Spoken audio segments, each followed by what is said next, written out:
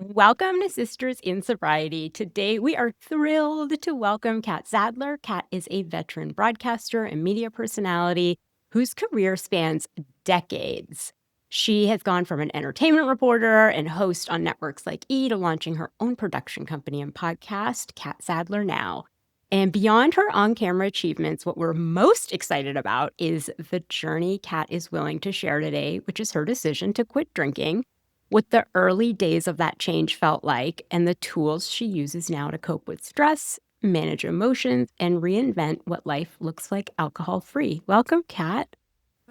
Thank you so much for having me. It just dawned on me, this is really the first time I've been speaking about this in this type of format or conversation with another human being. I've been writing about it quite a lot, but thank you for having me to talk about it. I am an open book.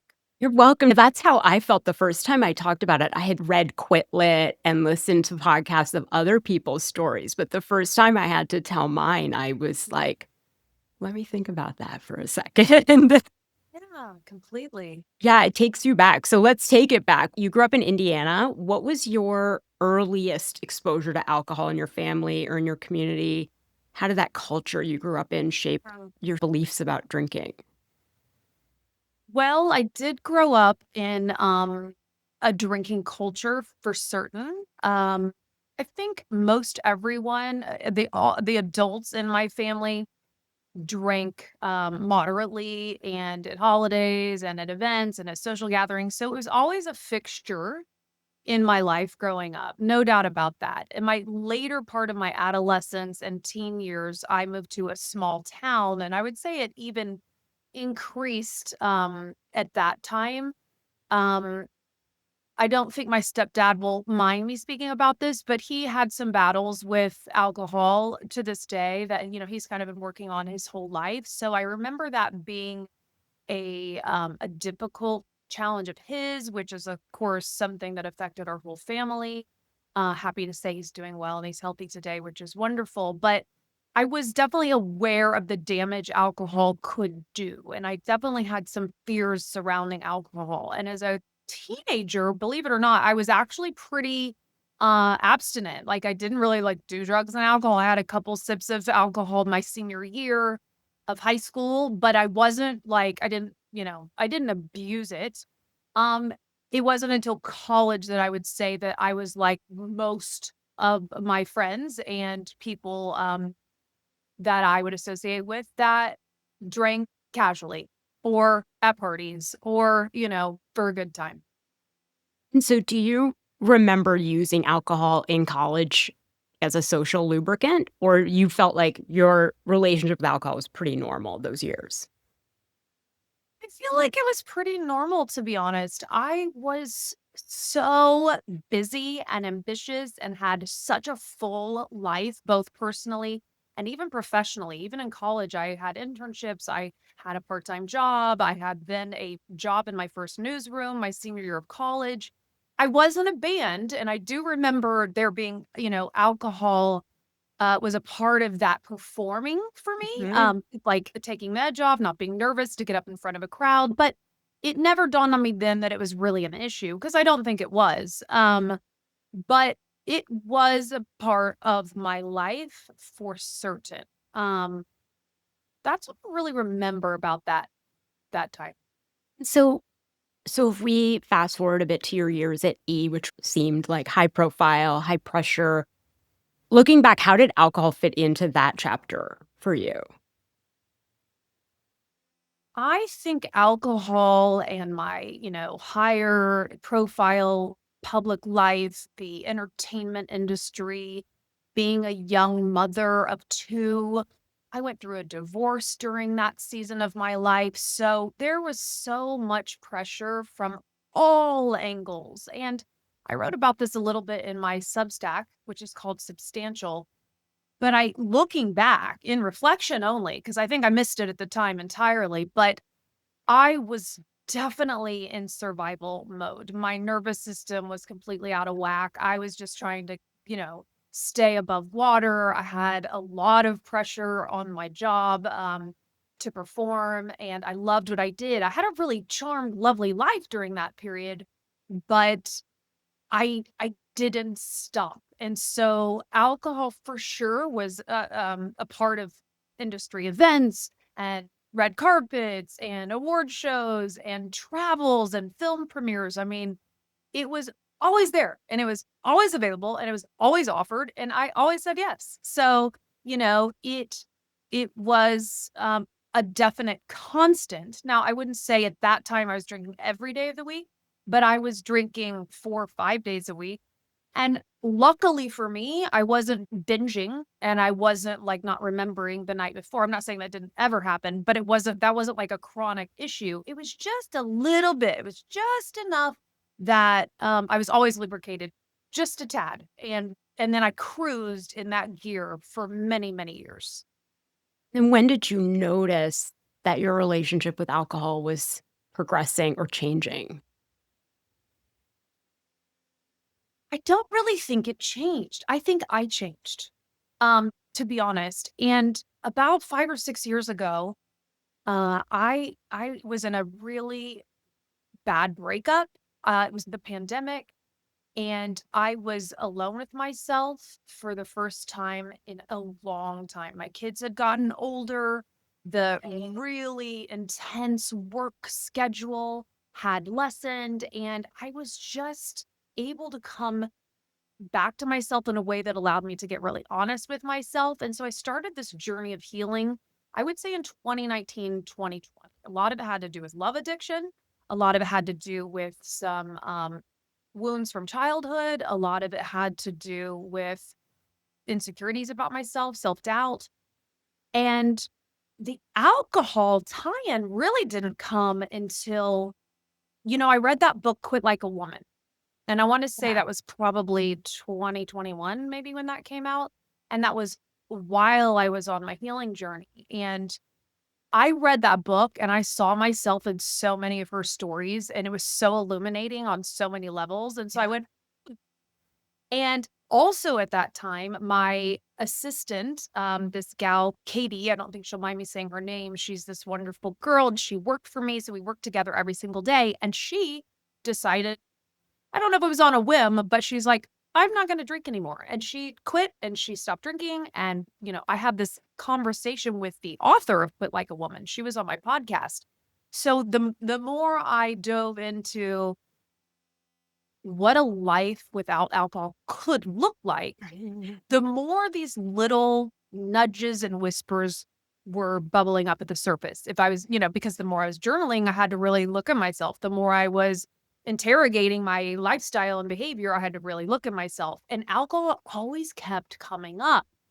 Cut to, I met my now partner of 4 years, and he has never, nor has he desired to drink. And it's like he could take it or leave it. He'll have like a sip of something on a very special occasion. It's never been in his life. It was never in his family. They never had a bar in the home. And so partnering with him, this man that I believe I summoned into my life for a really healthy adult relationship, that already kind of cradled me in a way where I thought, oh my gosh, not only is this great to be with a partner who can take it or leave it, it really put a mirror up to my own behavior. Because then I was like, oh, why do I need a blue moon just to take a walk on my property to go look at the birds? Why do I have to have a gin and tonic just because we're at a fancy restaurant? So it was really that self assessment and honesty. And there was some shame. I mean, there's definitely some shame attached to knowing good and well that the times I would choose to drink were not always, because like I said, you know, I'll still to this day say, "It was fun." If people ask me, I'll be like, "I enjoyed the buzz," like, I still can relate to it that way in reflection, but truly, I started getting into this real spiritual space with myself, but 2 very distinct spiritual things happened to me. I really was upping the amount of meditation I was doing. I was really increasing my exercise and fitness. And I really got on this journey maybe 2 years ago, asking myself, what does the highest version of myself look like? And that version of myself didn't drink. it was really that simple. And so I said, if I'm really going to ascend into this person and really evolve into this person I preach about and talk to my audience about and who I want to be, I got to walk the walk. And why haven't I? And why can't I? And why has it been difficult for me? And so I started meditating so deeply this past summer. And oh, I should cut back. My last birthday in August, so we're talking August of 2024, I was on a bit of a wellness retreat and I was doing yoga. I was in this class with this wonderful instructor, and I was really kind of in this space of vulnerability, but also really dialed into my spirit, I would say. And I had this voice come to me in that yoga class, and it said, stay and your wildest dreams will come true. And I was like, stay. And right away, I knew it was about alcohol. Stop leaving yourself, stay with yourself. And the funny thing is I filed that. And I would say my drinking lessened because I was being more intentional about my drinking. I mean, I'm talking a couple days a week and a couple glasses of, whatever.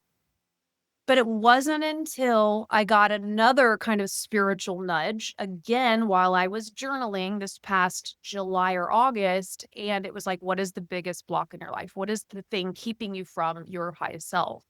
And that next nudge, this kind of voice, call it what you will, or my inner knowing said, turn the page. Your future depends on it.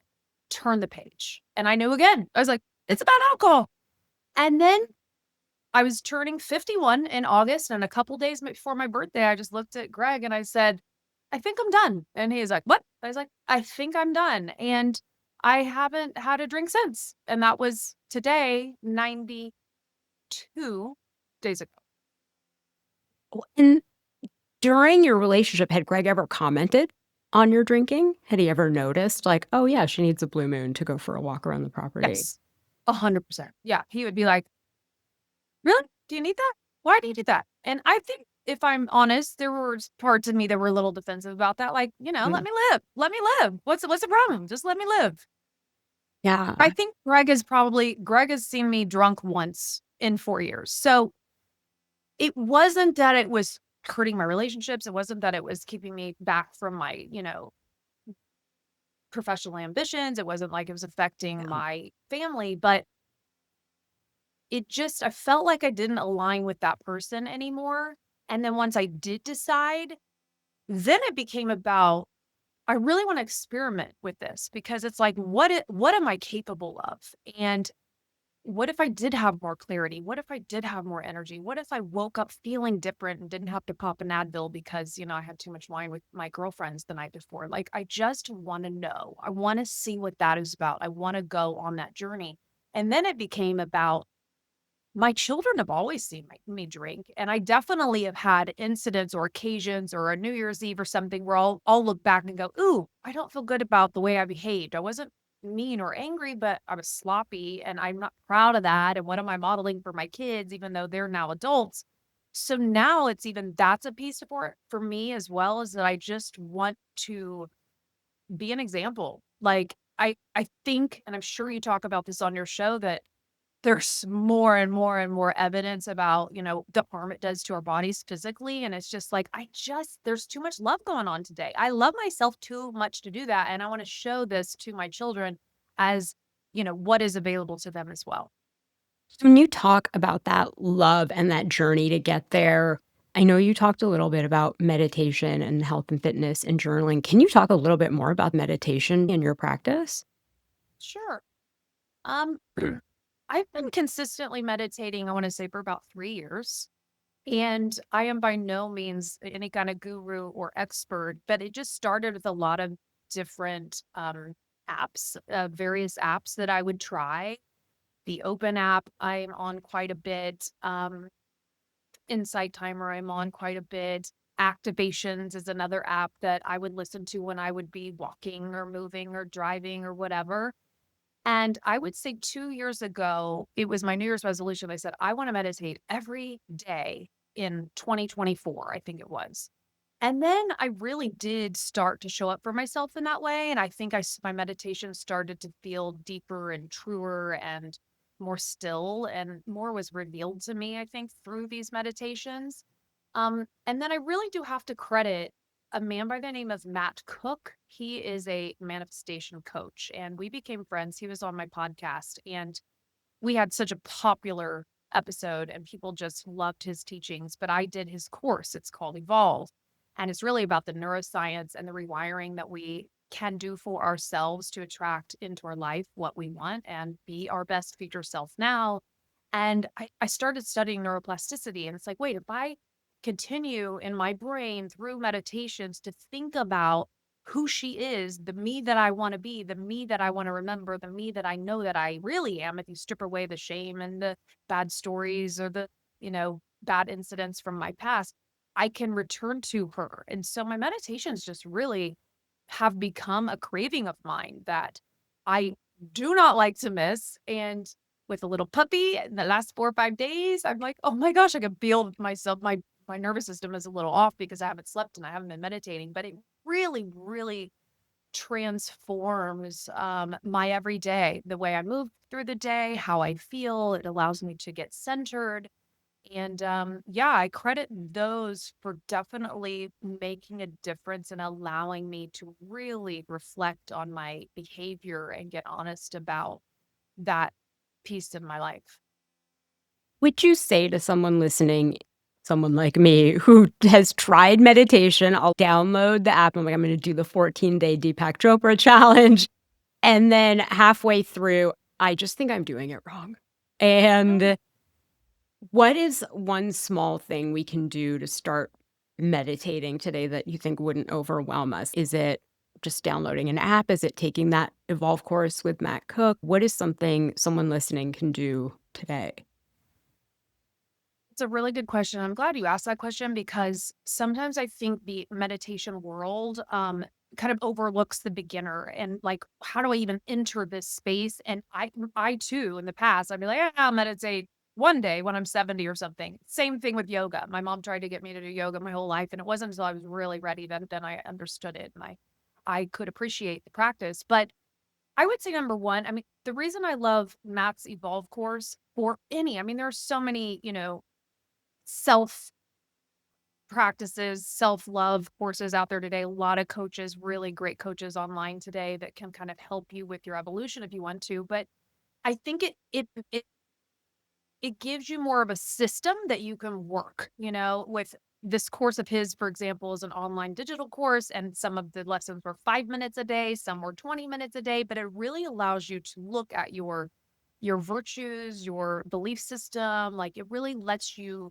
detail, it guides you to detail really what's important to you and what you want for your life. And we're all so busy and we don't really slow down to take that inventory. And it kind of gives you this framework to start to see where you are in life and where you want to go with your life. And then there are these practices throughout the videos that he'll have you do to kind of get clear on that. He also is a meditation coach. I think he has 5 to 10 meditations online that you can purchase for a very small amount, or they come with the course. But a lot of his meditations, I will say, very different from most of them. They are a mental rehearsal type of meditation versus a breathe and sit still for 3 minutes. Like there is a journey that you go on in your brain. It's a lot of visualization, it's a lot of mental Mm. rehearsal. And I loved his meditations for that reason. I think when you are still enough, you tap into your subconscious and then you are matching that with real emotion. Those kind of lit a fire for me. And that's when I really started to do again, crave meditation versus feel like it was a chore.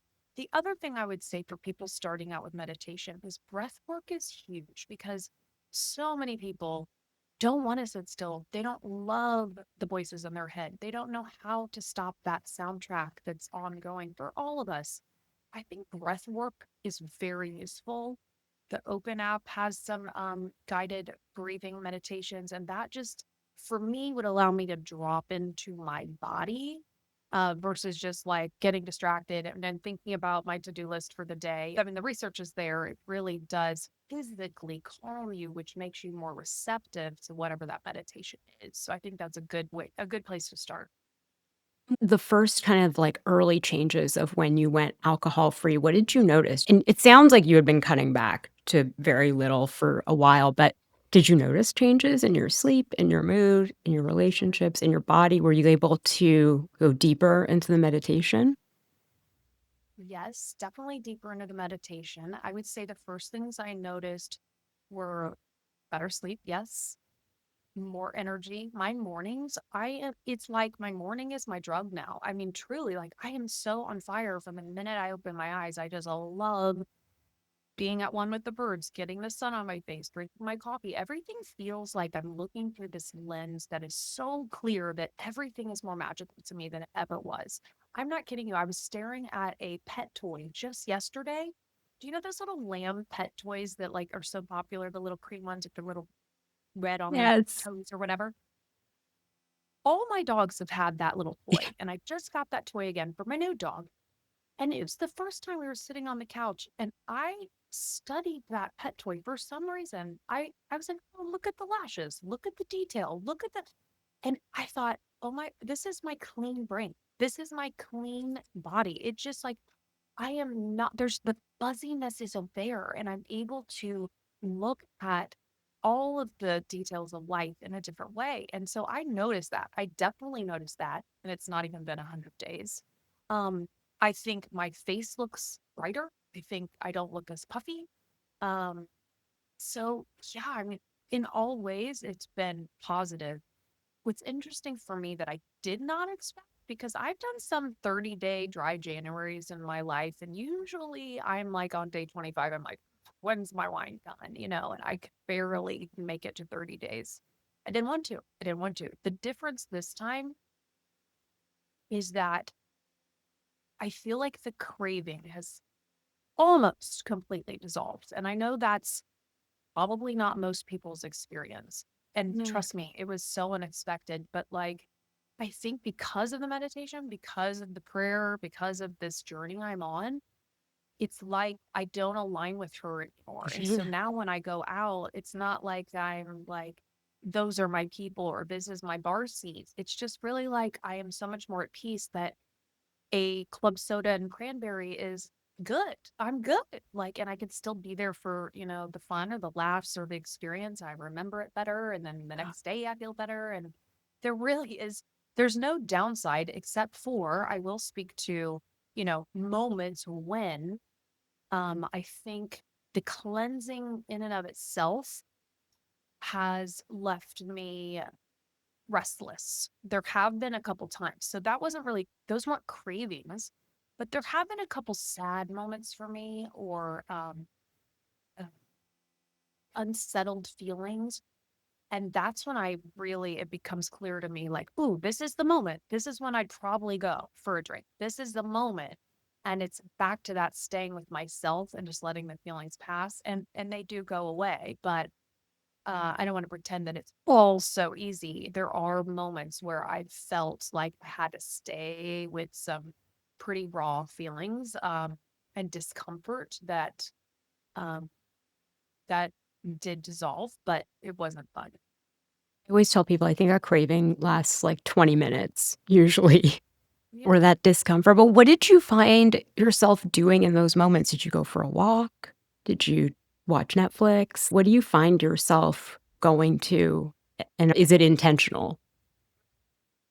I would say half the time it's intentional. Yes, go outside, move your body, walk, look at the trees, take in the fresh air. I live in the mountains. I am so, so lucky to have this land where we live, where it really is medicine for me. The other times, I will go straight to the freezer and have a pint of ice cream, or I will turn on Netflix. And in those moments, when I start to go, oh, we shouldn't be doing this, I give myself complete grace. I'm like, girl, look how far you have come. Look how far you have come. You are winning here. This is a win. It's okay. You can have some ice cream. You can sit in bed for 3 hours and watch Netflix. So I think it's being kind to ourselves in those moments. And I don't sweat it really. Yeah, I don't either. There were some really hard times during my divorce too, where I thought drinking would be great. And I just like watched Bridgerton and ate ice cream. Yeah. Yeah. And so you mentioned your morning practice, your morning routine. I would love to know more. I know on Instagram you posted mornings are sacred. So what does your morning routine look like? And is it different now for like the last 90 something days? Well, pre-puppy, I can tell you what it was like. Um, It'll never get back there again, by the yeah, way, because the no, puppy I always comes first. They have to go out I first thing in know. the morning. Yes, I'm gonna have to adjust the morning schedule. But I would say since I stopped drinking, my morning ritual, I've just been better at staying consistent. It's roughly been the same for the last year or so, but I'm nailing it now because I am so laser focused on all of the parts of my morning practice. When I'm in bed, I really try to the moment I really try the moment I open my eyes to just say thank you. That is so easy, but makes such a difference. I'm just grateful to have another day. I have 4 affirmations that I repeat out loud that came to me by Joe Dispenza, if you're familiar with his work. And they are affirmations, and they are my energy creates my reality. I am the creator of my destiny. I am complete and whole as I am right now, and I am open to the infinite possibilities for my life. And I say those and I feel those very deeply. And I try to really connect with the emotion of that and taking a big, long, deep breath, which is a great thing to do before you check your phone. Then I check my phone right away to see if my kids have texted me and there wasn't an emergency overnight. That doesn't last long. And then I try to just move into the kitchen. I am definitely a big coffee person. So I have my first coffee and it depends, but I love to do my meditation with my first cup of coffee because usually Greg isn't awake yet. And if we have our kids, they're not awake yet. I've definitely been getting up earlier. This whole schedule has kind of shifted earlier since I stopped drinking because I'll pop up at like 5:30 now sometimes, which is crazy. Where it used to be maybe 7 something. And so I love that. That's the sacred part for me are those moments when the house is quiet. It's just the coffee and I, and then I'll do my meditation or meditations. Sometimes I do more. There are so many free meditations on YouTube that I have my settings set to just kind of always be getting newly recorded meditations on YouTube. And those are free and those are so easy. So minimum of 10 minutes. Sometimes I'll do 30 minutes. Um, and then a gratitude journal. That's the other Okay. must do, want to do piece of my day when we express gratitude for things as simple as like our pumpkin spice creamer in our coffee. It's like you are in a state of receivership and more abundance comes your way throughout the day. I really do believe that. And so my gratitude journal is, kind of like chicken scratch. It's not that fancy or formal, but I'm just like free writing everything that I am, happened the day before, all the things I'm grateful for, all the things that I know that are coming that day. And if I have enough time, I also like to write and give thanks for things that haven't happened yet. So I usually spend like a couple minutes, maybe 3 to 5 things that I'm just like really, wanting to happen in my life. So I'll go ahead and give thanks for those before they've even happened. And then I'm usually outside. So usually the sun has come up by then. And that's when I just will walk for 10 minutes and just be with nature. We have so many birds here where I am. So I'm just try to be eyes open, looking up, looking at the hawks, checking out the birds, seeing what's going on in nature. And I really do get this overwhelming sense of happiness from just that series of things over and over again every day. It's just it's really, really beautiful. But I think that's it. I don't think I'm leaving anything out. Like I try to exercise, and if I do, I love to exercise in the morning, but I'm usually on my emails and working by 10. So we love journaling here at Sisters Yeah. in Sobriety. Right. Like How does journaling fit in? You do the gratitude journal, and it sounds like you mhm, do some manifesting. mhm. But in general, what is your journaling practice like, and can you give us any tips? Yeah. Beyond the gratitude journal, it kind of varies. I mean, it's kind of all over the place. I've had a spiritual guides journey, which is like almost like writing a prayer to my spiritual guides, asking for guidance, asking for, whatever's going on in my life, any challenges, any, stubborn things that are going on. I'm kind of like co-creating with my spiritual guides. So I'll write a lot about what that might be like. I've done that off and on for some time. I will sometimes write in a journal, which is simply strictly affirmations, kind of like the ones I do when I wake up, but these are more specific, very pointed affirmations about, whether it's wanting to achieve a professional goal, whether it's wanting to hit a financial goal, whether it's wanting to manifest, even for my children or people in my life or friends. I will kind of affirm things as if they have happened. So I think that's really powerful. I don't know if everybody does that, but it's really fun to do that. The more you do that, you're kind of like, why haven't I always done this? It's kind of amazing, especially when you see those things start to come to fruition. It's crazy.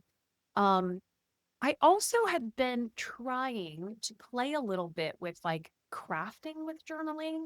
I have a very good friend. Her name is Amy Tangerine. She's written a couple books on play and the importance of creative play with, our overall peace, joy, and happiness. And so she's been challenging me a little bit to cut out, sticker, paint, markers, just kind of like draw various things as an outlet to kind of lighten up a little bit too. Because listen, I mean, everything we're talking about is pretty serious, right? We're all trying to heal, we're trying to not drink. There's so much effort that we put into trying to organize our life so that we are living it well and optimizing and all that. But I definitely can be guilty of being serious Sally about all this. And so I think it's important to infuse play when you can and have fun. And again, just take a deep breath and be flexible with all of it and be fluid with all of it if you can. So it's like this beautiful balance of having the structure, working the plan, because then you're showing up for yourself and you love yourself at the same time, giving yourself grace and just, lightening up a little bit. For me, that's kind of the two worlds I'm trying to balance. There's something about, like, getting in touch with that childlike version. So when my niece is 11, when she stays with me at night, I'll say, "We're journaling. I don't care if you draw something, if you whatever it is, it doesn't matter to me, but we're doing something." And she'll draw a picture, and then we'll talk about it. And so, So cute. So yeah, it cute. kind of, like, inspired me too. I'm like, "Well, she's getting out so much with this." And, yeah, it doesn't have to be serious. I do a lot of letter writing too in my See, I journal. haven't done that. I would like to do that. What do you do? I will write letters to people. I won't ever send them, but Yeah. I will Yeah. just let it all out. So there's, like, to my ex-husband, so many letters with so many, like, just cursing.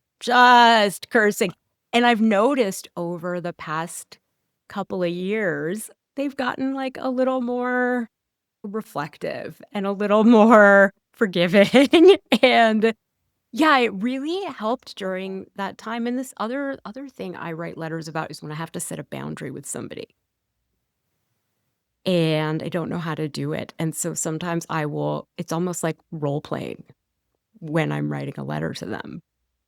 Interesting. That is so cool. I need to try that. I really need to try that. There are some friends I have who I know also do that, and a couple authors I know that have done that to make peace with their past. I have never tried that. I should try that. There's definitely some people I could write some letters to.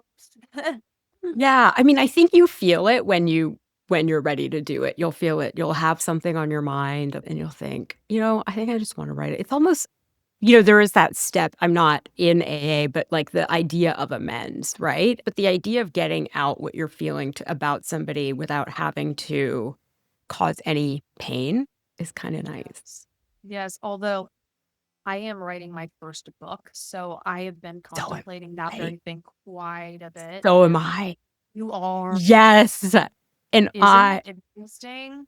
I've written, so it's actually with an editor getting edited, like a line edit, and I just let it out. Like they said, just write everything and then edit later. Like, don't think about how someone's gonna feel. Don't think about, and so Yikes.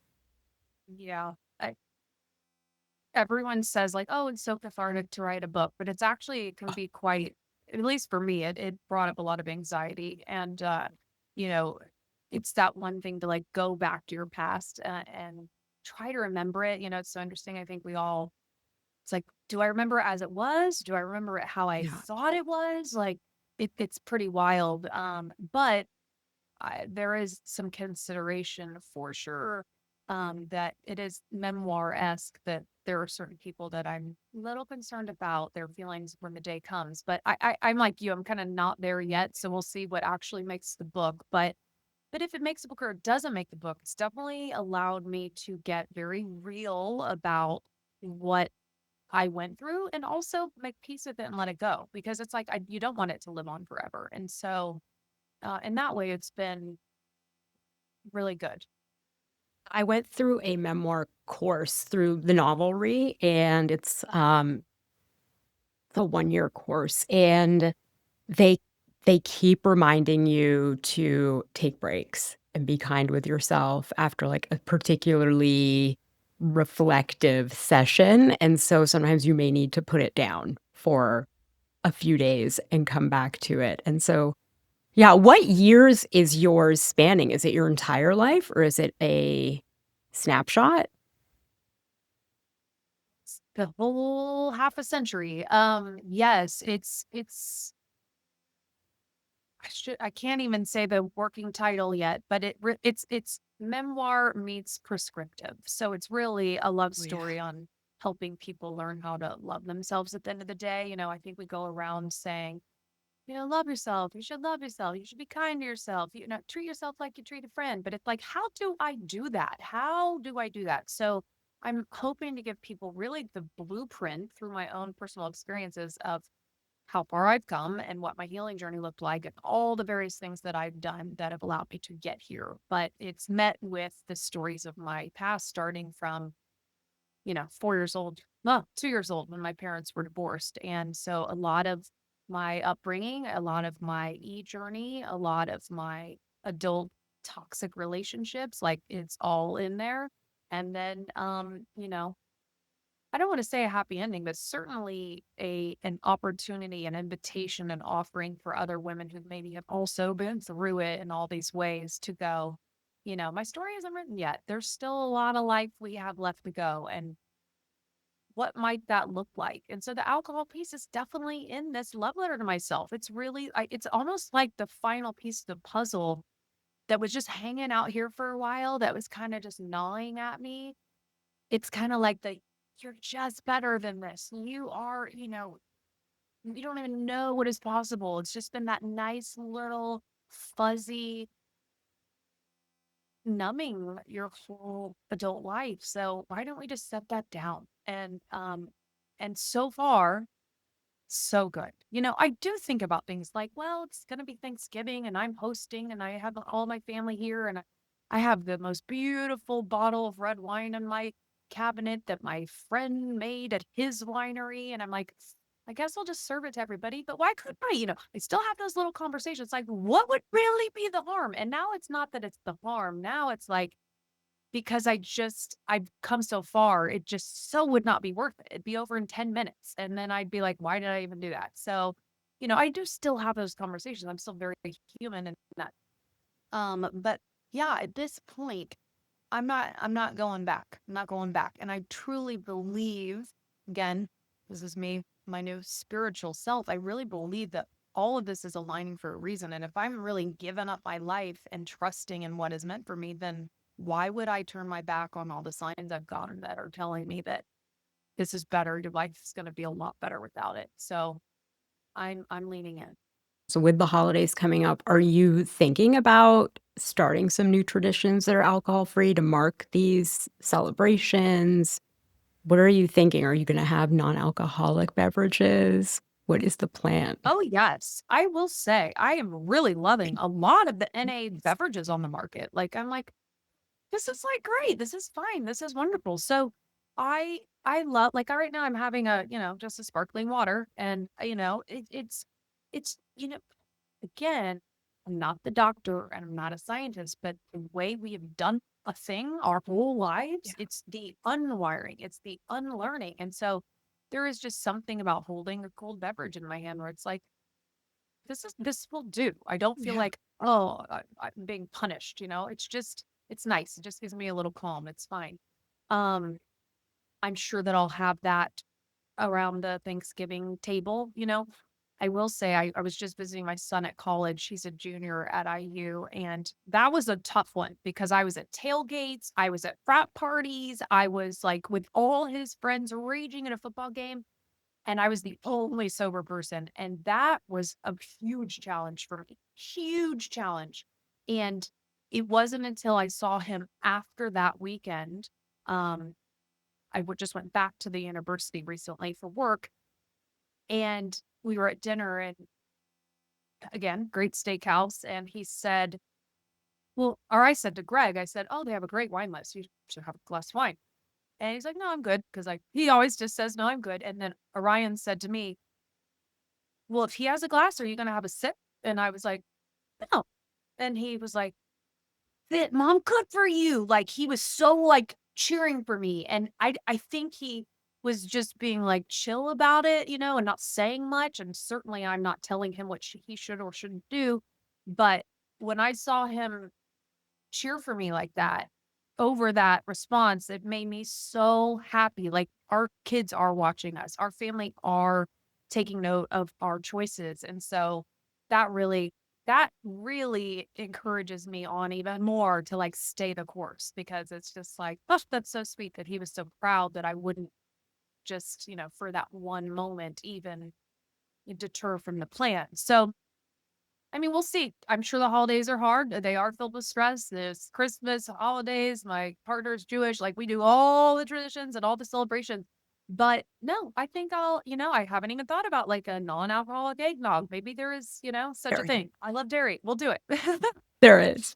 Yeah, I'm an award-winning aunt. I have 3 nieces, and I'm so much cooler now that I don't drink to them. Oh, that's Yeah, beautiful. like, I don't yeah, they nobody wants your drunk aunt showing up to stuff. It's not cute after a certain point, It's and not. I'm so much more engaged Yes. in their lives, and so one of them, the 21-year-old, just went through a breakup, and I think this all the time, and I think if this was 10 years ago, I mean, well, she would have been 11, but if it was 10 years ago, I would have, like, taken over some wine, and we would have, commiserated, and, I took over some Dubai chocolate, and we watched The Summer I Turned Pretty, and we talked for hours and hours about this breakup, but it really hit me how different that situation would have been if we, like, threw alcohol on it and how engaged we would have been. I felt like I could really feel her pain.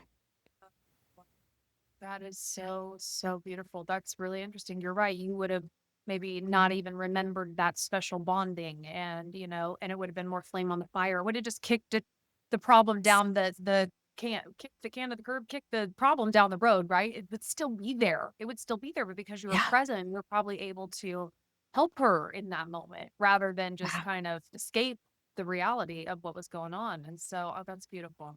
yeah, and I feel like I got to show her that too, like, "This is how we're gonna get through it," you Right. know? And she can use that who knows how many times in the rest of her life. Yeah, Just so speaking of situations, like social situations, how have those been going? Like parties, dinners, work events? I know I avoided them for the first few months, and now I look back and I wish I hadn't, but I found myself, like, if I knew there was going to be a lot of drinking, I would decline events, but how has that been going?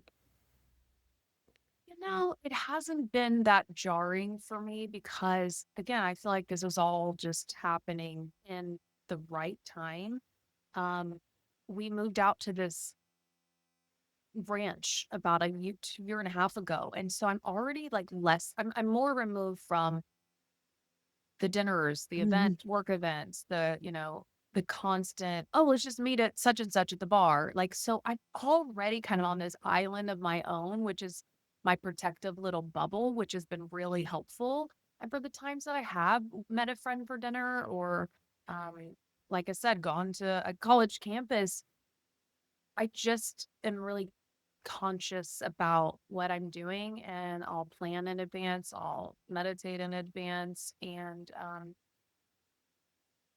I bought my first in a Blue Moon six pack when I was there. So, I mean, there are options for us that do make you feel like, okay, I'm still normal. I'm still a part of society. There's a little something for me, but so far it's been okay. It's been fine because I'm so looking forward to the rewards that I know are coming because of this choice I've made. So It's like a delayed gratification, right? Like that's it so is. hard for us, but it's just like I just know that if I can navigate this one event or this one occasion or this one holiday, I will just feel so good later. And that's just going to stay with me. And I'll tell you the one other huge reward and gift of this little journey of mine is that the moment I started speaking about it with my Instagram audience and my Substack audience and my podcast audience, which, by the way, was a consideration in and of itself. Like, should I even talk about this? I mean, does it really matter? Do people want to hear? And then I just authentically on a whim, without really thinking, said, hey, this is what I'm up to. And then when I did, woo, the floodgates opened and everybody wants to talk about it. Everybody wants to share their journey. And I cannot tell you how many women I have heard from literally all over the world in different countries who are DMing me who are like, okay, wait, so how'd you do it? How'd you stop? Where are you at? And I've just been having these conversations. I'm sure your podcast, like, wow, like the reach you're making, the impact you're making. I'm experiencing, fraction of that, but it just feels so, so good to be connecting with other women about this. It's so important, and everyone deserves to be free of all of the heaviness and yuckiness and toxins that come with this thing called alcohol. So if I could just do my little part and share a little bit of my story and maybe be a cheerleader for some people as they are facing it or even considering it, what their life might look like without it, then who knew? I didn't plan this. This wasn't on my vision board or, whatever for what do I want to do this year. It's just kind of evolved this way. And I love every bit of it. I love hearing stories from people too, because I also think in our age, we sort of grew up in a wine culture too, where it was like, "Oh, my in-laws are coming. I'm gonna, like, have a bottle of wine in my closet while I get ready," or yeah, that's Exactly. sort of, like, how we coped with tough things, but I feel really lucky we got through this with the puppy, so I have one last question, which Good is, morning. for women that are listening who feel like, "Well, I haven't really hit a rock bottom, and I'm really functioning well, but there's just this, like, pesky thing that every night I come home and I'm opening a bottle of wine and I'm drinking a glass of wine, and I wish I could do something different." What advice would you give them about how to start this I journey? think the shame spiral is one of the worst feelings there is. And I think the feeling of shame puts us on like such a low frequency, and it invites other really negative emotions about ourselves, self-loathing, self-doubt, insecurity. And that I would just say, think about 12-year-old you and what would she want for her life. And so be there for her and lean into your community and try to be radically honest with yourself about what you deserve, because we all deserve to feel good in our bodies and feel good in our skin. Um, that shame spiral, you can eliminate that from your life. And the hard work I would think for most is at the beginning, but it does get easier. And yeah, stick with it. I love that. What would that little girl what would you tell that little girl? What did she want for you? Mhm. I love that, Kat. Thank you so much. This was a great conversation. I know our listeners are going to love it. I am so excited for them to hear it. Thank you for asking such great questions, and I enjoyed it so much, and I can't believe he went to sleep when we started and he woke up when we finished. That was amazing. Yes, Yay! and thank you for sharing your story. I hope it felt cathartic. It did. It was good. It really, yes, again, I like to stop and really think about things like that. It was perfect. Thanks so much, and thank you for listening to Sisters in Sobriety, and we will see you next week.